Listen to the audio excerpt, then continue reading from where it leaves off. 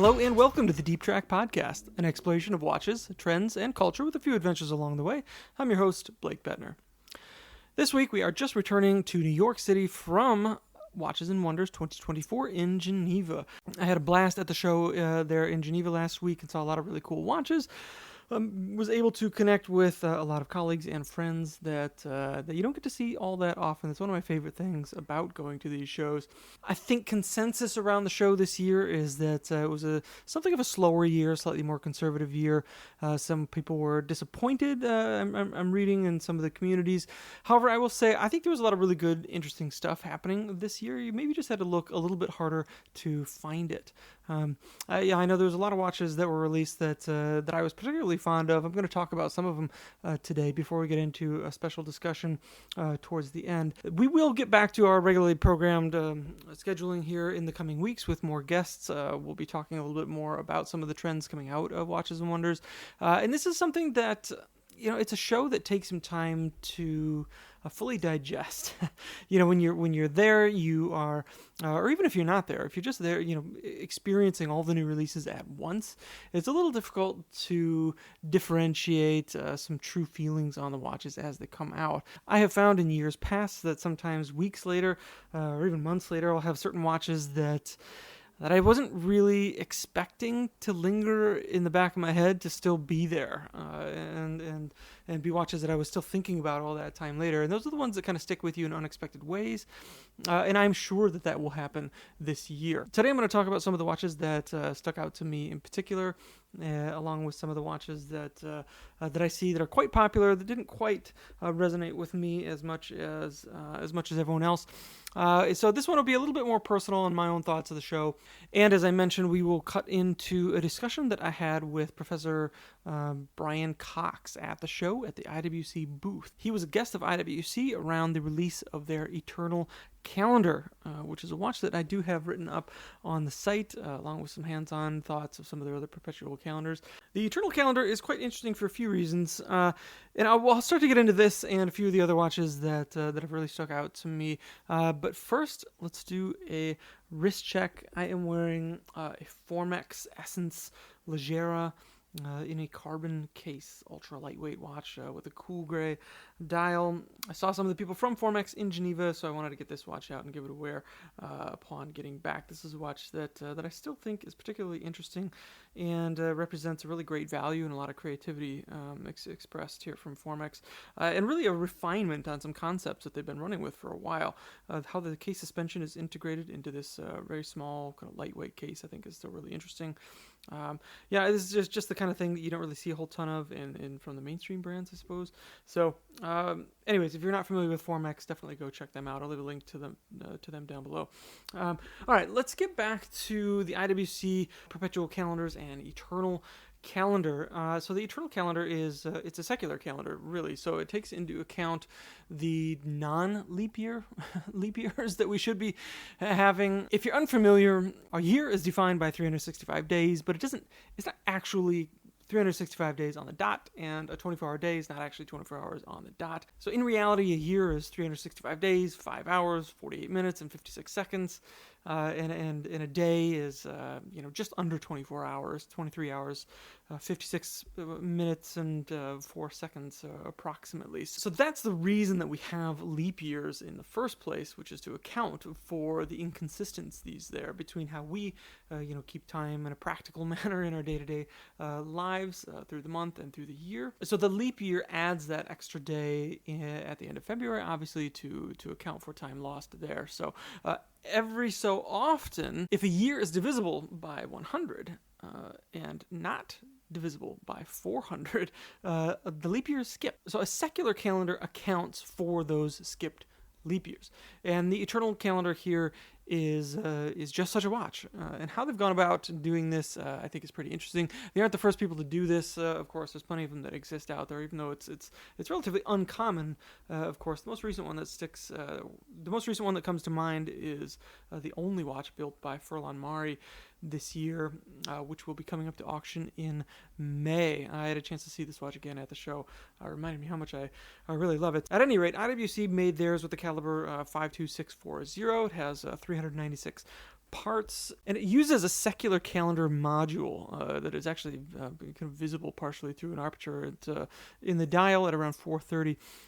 So that secular calendar module is set within the 48-month cam with a Maltese cross gear reducing gear. So that takes that 48-month cam, which makes a revolution every 4 years, programming the calendar, which indicating the leap year, and it reduces it to making a full rotation every 400 years, and it allows this calendar to skip 3 leap years over the same 400-year period of time. So, technically not eternal. In fact, the years, I think the number disc in there only goes up to, I believe, 22, the year to 2299, I believe would be the highest that it would go. Well beyond the bounds of any concerns of a human lifetime. So, I think it's a cool thing that they've made. And even further still, they've got a reduction gear in the moon phase that allows it to be accurate for 45 million years. So there's a lot technically going on with this watch that is pretty cool. It's priced a little over $150,000. Which frankly feels like kind of a lot, I suppose, for this. As I mentioned, there are other brands that do this, and I fully expect a production version of the only watch from Furlan Mari, which I'm guessing will be well under, I don't know, maybe 15 grand, 10 grand, even, or something in that realm. Don't quote me on that. I don't know for sure. It'll be really curious to see what this watch sells for at Only Watch next month. Furlan Mari, of course, worked with Dominique Renaud, Renaud Poppy, and Julien Cher. So some pretty cool stuff going on there. And I'll have some more details on that watch from Furlan Mari coming out of the site soon. I talked to Andrea in Geneva last week and hope to get him on the podcast sometime soon as well. He's got a lot of really cool things cooking, by the way. Yeah, this is one of the brands that I'm maybe most excited about in terms of the small independent scene there. So keep an eye out for that. One other quick thing about these IWC perpetual calendars is the new dial structure and design, which kind of pushes straight out and up into the domed crystal. So the dial has kind of a slope down at the perimeter, and there's a chapter ring that kind of partially falls on the other side of that chapter ring on the downward slope. This is very similar to what we've seen from Tag Heuer in that glass box Carrera 39. I think it's a really cool design. IWC, it doesn't look exactly like that. It's just kind of like a slightly similar, I suppose, design.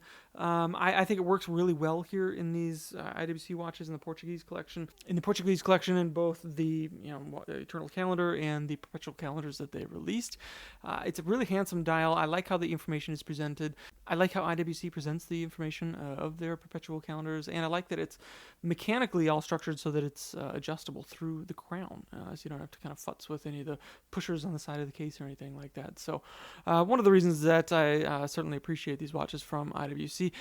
Personally, I like the Dune dial colorway, and I think I would be able to make do with just a regular Perpetual Calendar, truth being told. So that's probably the route that I would go there. The Dune color, though, I found probably the most interesting thing at the IWC booth this year, at least that I can talk about at the moment.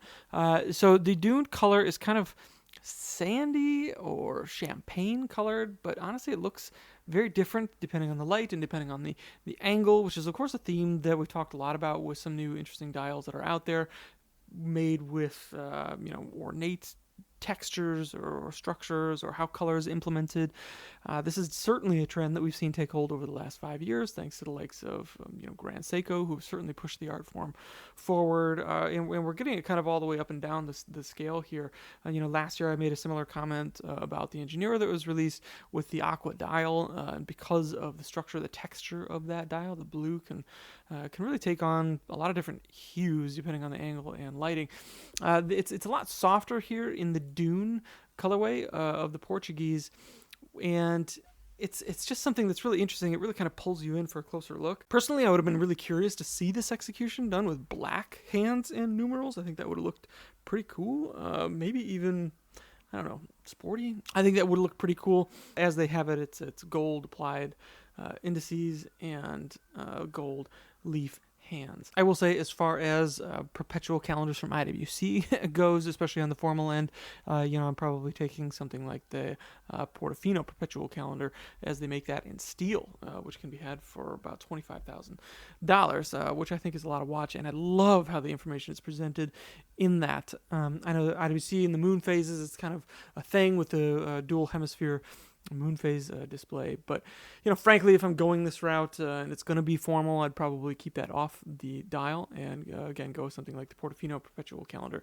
there. Again, I've got a lot more of this, my thoughts here on this watch, along with the video of these watches hands-on over now live over on the Deep Track, so I'll leave a link to that down below.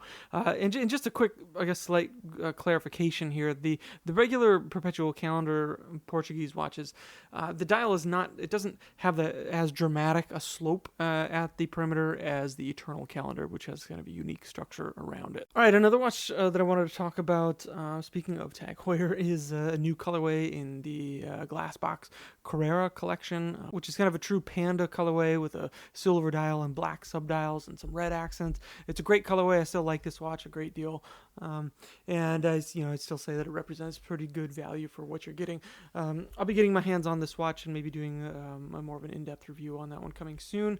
Another watch that I saw that I was really impressed by in terms of thin watches, as far as thin watches goes, is the Piaget Altiplano Concept Tourbillon, which is the world's thinnest tourbillon. It's 2 millimeters in thickness in total. Of course, thin watches are nothing new for Piaget. It's something that they've been doing and are quite good at. This watch appeared this year alongside a new record-breaking watch from Bulgari, but this is the thinnest watch with a tourbillon in it, and they patented the kind of cage that surrounds the tourbillon that integrates it to the rest of the case. So it's really interesting watch to see, and it almost kind of defies I don't know, I guess regular logic just looking at it, just because of how flat everything looks. And a tourbillon, I think, is something that we're used to looking into, and that's a component of a watch, a complication of a watch that generally adds some depth into it as you are kind of looking over the balance wheel and seeing the escape wheel kind of click away and move the whole carriage around. There's usually some depth there, so seeing it reduced to like a single dimension almost is a jarring thing. It almost looks like you're looking at a screen from an angle. And the watch overall, I think, is just a really beautiful design. I'm a big fan of Piaget's designs, and I think the aesthetic here really works well. I think the Altiplano is in general a really gorgeous watch. So this is a watch that has kind of stuck with me since I was able to see it on the final day there.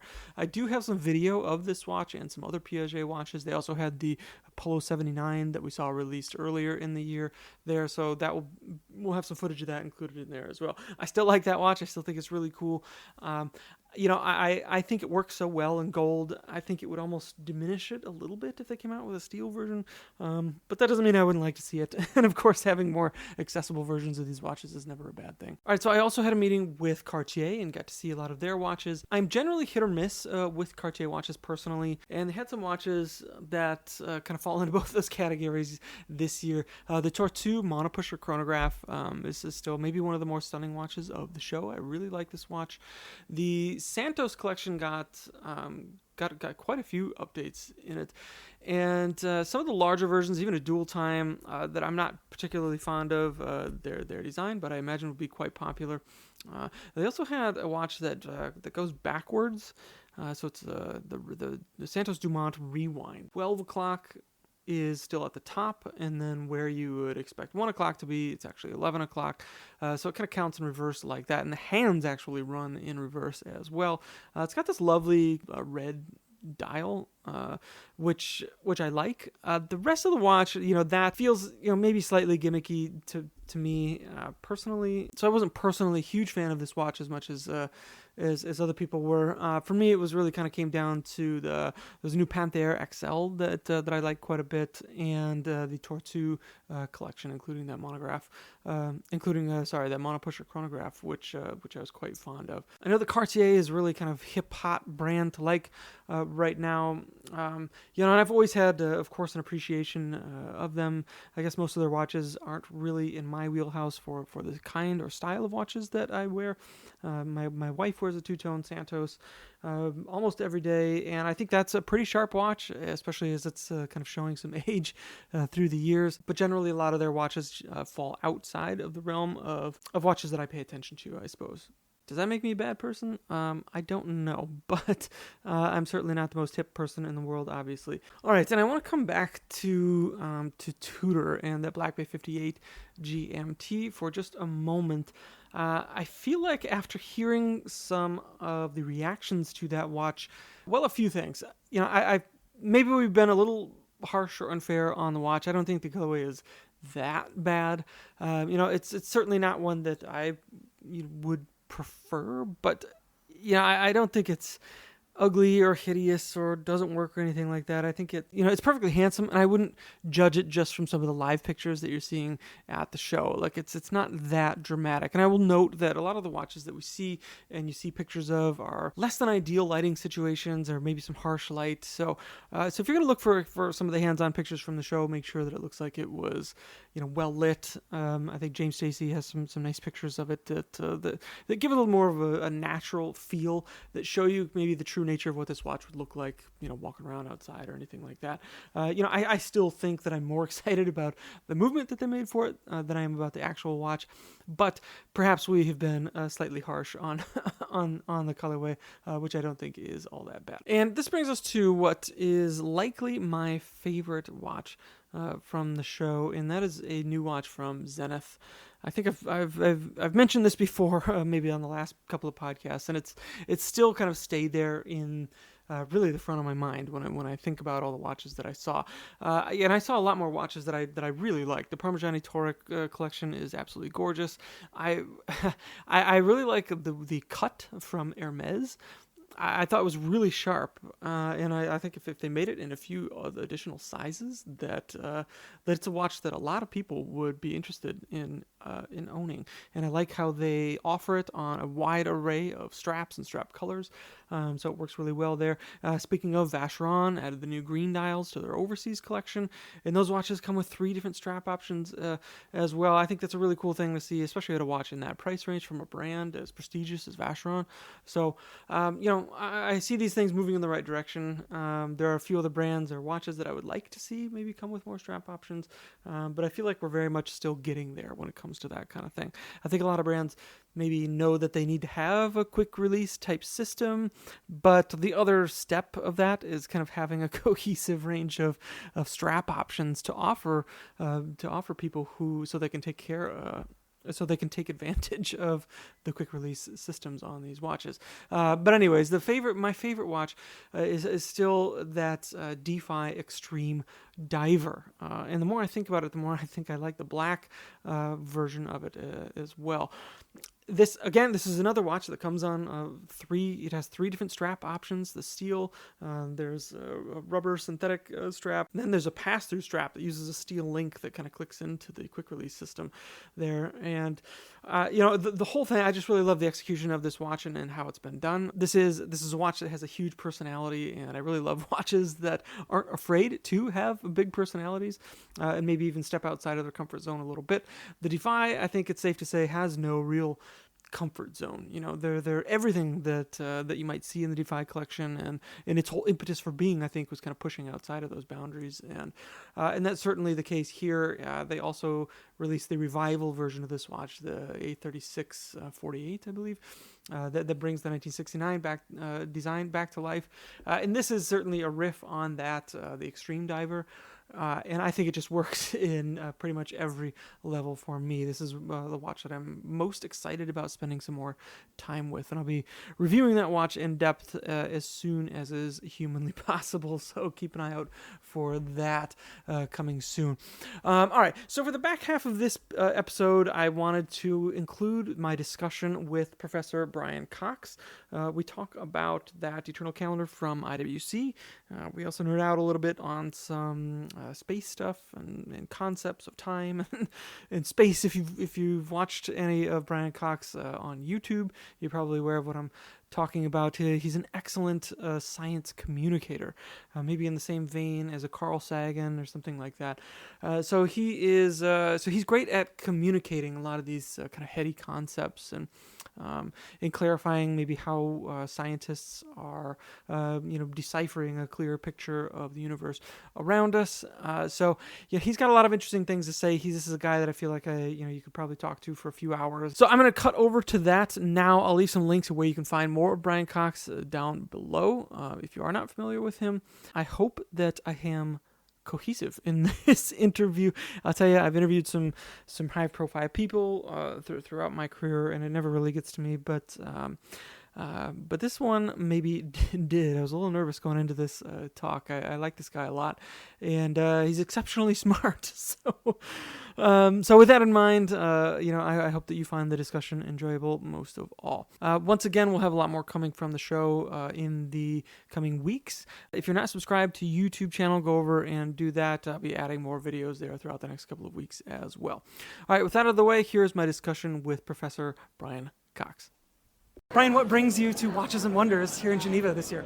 Well, IWC bring me to Watches and Wonders because I've been asked and been sort of honoured to think about the Eternal Calendar and what it means. This watch that calculates things, like it's capable, a mechanical device is capable of saying, well, in 2100, 2200 and 2300 we'll skip a leap year.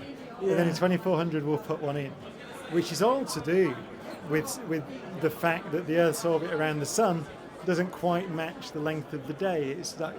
We've got to make little sort of adjustments to keep the seasons in sync with our time. Is this a sidereal day? Is sidereal day? Yes. Oh well. So there's the sidereal year and the tropical year. Sure. So there are different definitions of a year as well.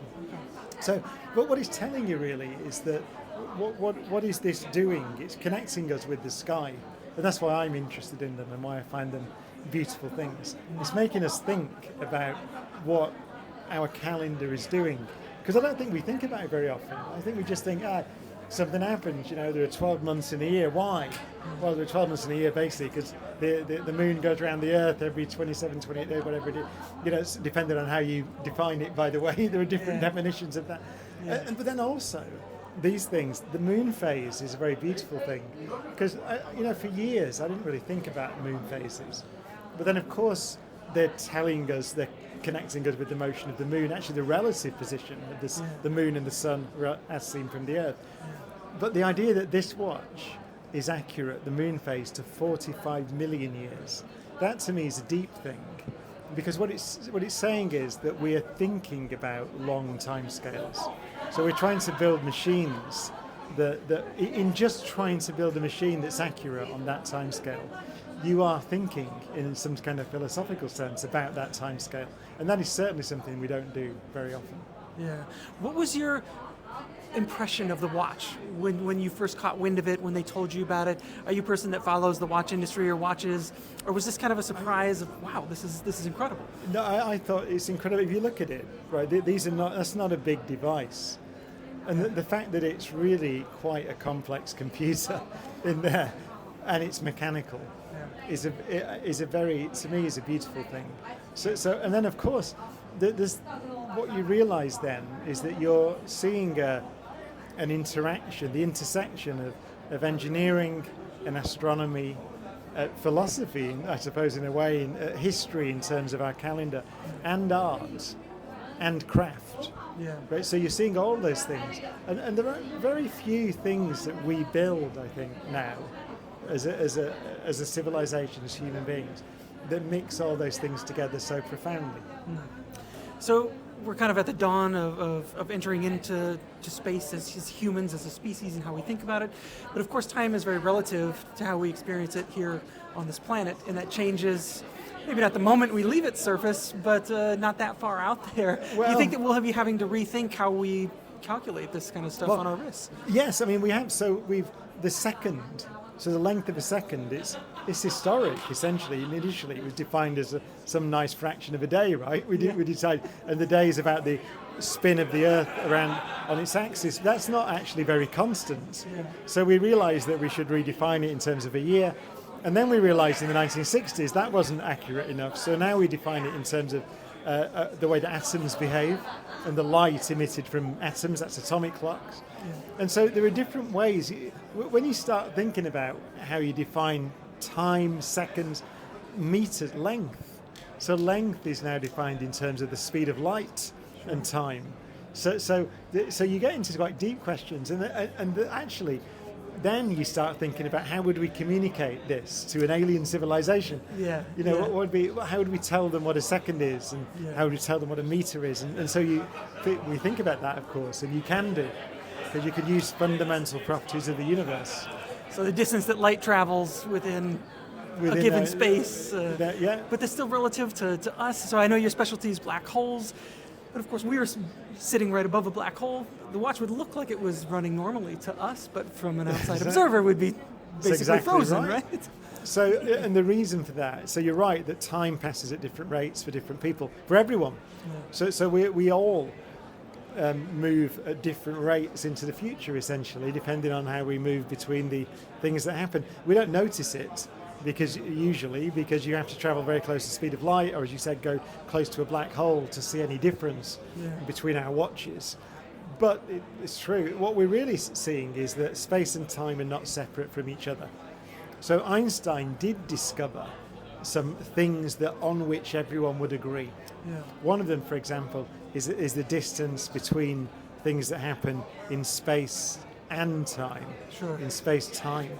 That's the Penrose diagram kind of Penrose depict this? diagrams and the thing called there's a thing called the interval, the space-time interval. The space-time dx interval. Squared, I love that. It sounds like it would make for a cool complication on a watch. It's dx squared minus c squared dt squared. So it's like Naturally. Pythagoras with a minus sign. A Pythagoras with a minus sign. Okay. Yeah, that's what it is. Space and time. It's an easy way to remember. So it's quite an easy thing, actually. Yeah. In flat space, and then it gets more complicated when you distort space, which is what Einstein's theory of gravity is all about. So getting back to the calendar here, then you have one of the perpetual calendars on your wrist. Of course, the Gregorian calendar system has been around for quite some time, famously. Since Gregory. Yes.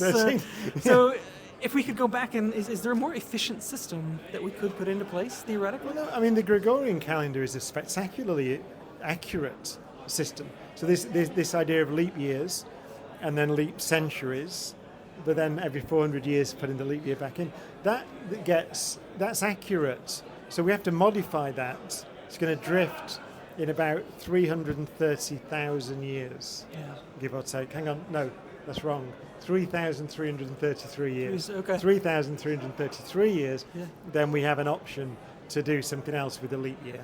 But that's quite an achievement, actually. Yeah. So it on the average, it approximates the length of the year very well, the Gregorian calendar. So it's pretty efficient already as it is, if we were to start over on it from scratch today. It's very good. It keeps everything in sync. And you're not going to have to make a big correction to that for 3,000 years. Yeah. So I'd love to get more of your impressions on just IWC, the brand, and the watch itself. I see you've got the black dial and the gold case. Oh, yeah. Is this the aesthetic that's appealed to you most in the new collection? It is. It is. However, the reason I hesitate is because every time you see a different one, you say that one. They're beautiful. But this is a tremendously beautiful thing. And I love the double moon phase. I love the northern and southern hemisphere. Representation, because I'm always traveling down to Australia and things. So that's a very beautiful thing. Yeah. But I think because I associate them with astronomy, then there's something about the night. I mean, these are the new collection is dawn and daytime and dusk and then night. It's and quite this poetic. Is the night. Yeah, it is beautiful. Romantic. So those colours are gorgeous. But that's the problem in buying one. Is that when you look at them, you make your mind up, and then you put the other one on, and you go, "Oh no, I want that one." So I don't know if anyone's ever going to walk out with 4 of these things. I know. But, some people, I'm sure there's a person. Someone will, yeah. That will. Are you traditionally a watch guy? Are you somebody that has been into watches? Do you wear a watch or anything like that?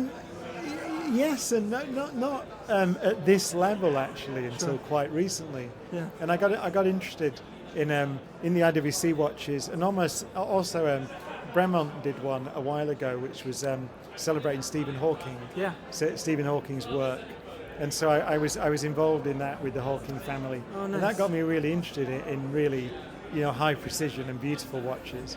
Yeah. And then I found these things, and it's like, oh, wow, it's another level of beauty. Yeah, it's quite stunning. It looks great on the wrist here. And Brian, it's been a huge pleasure to talk to you. I can't thank you enough for your time. Keep up the great work that you're doing. My son and I love to watch your videos on YouTube. Thank you very much. Nice to meet you.